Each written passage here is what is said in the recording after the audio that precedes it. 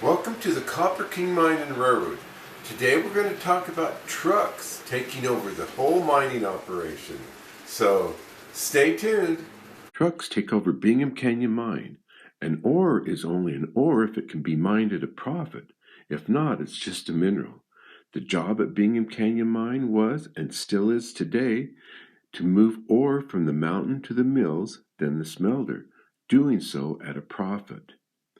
Movement of ore was first done by steam shovels and steam trains starting in 1906.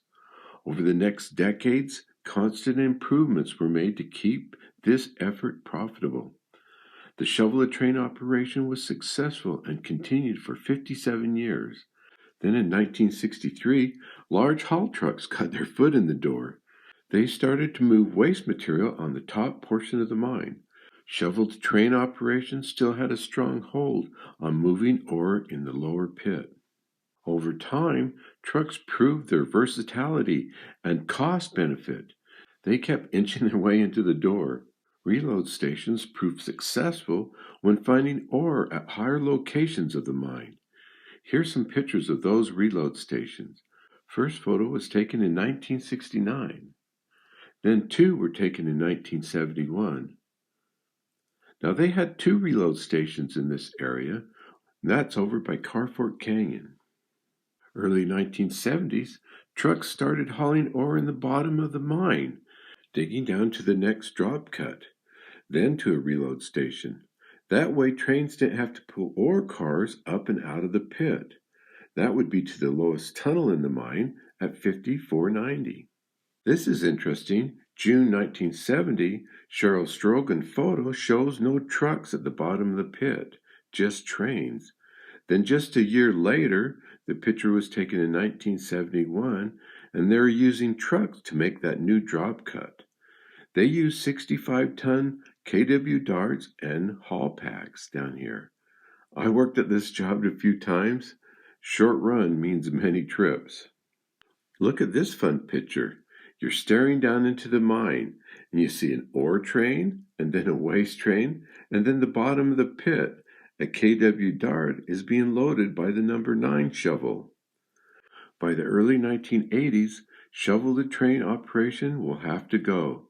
It was just too expensive to employ all those locomotives, ore cars, engineers, brakemen, dispatchers, as well as the track gangs continually moving the rails and mechanics keeping everything running. So by the end of 1983, trains were only used at 3 reload stations, 6040, 5840, and 5490 tunnel locations. Now the mine was trucked to reload stations and then into trains. March 26, 1985, they announced a $400 million modernization with a new Copperton mill, an in-pit crusher, and a conveyor belt system to move the ore. Even ore to the smelter will travel through a slurry pipeline from the new Copperton mill. 1985, Bingham Canyon Mine will shut down to make these improvements. Let's show some pictures of the mine being taken over by trucks. Now, some of these early photos show both trucks and trains digging away at the levels. Now, these pictures were taken in 1982, 1983, 84, and 85. The 5490 reload station was a good one, anyway, until the conveyor belt took over the 5490 train tunnel. They said trains up to 50 cars could travel through that tunnel straight down to Copperton Yard, avoiding the hazards of coming down the 4% drop from the other reloads.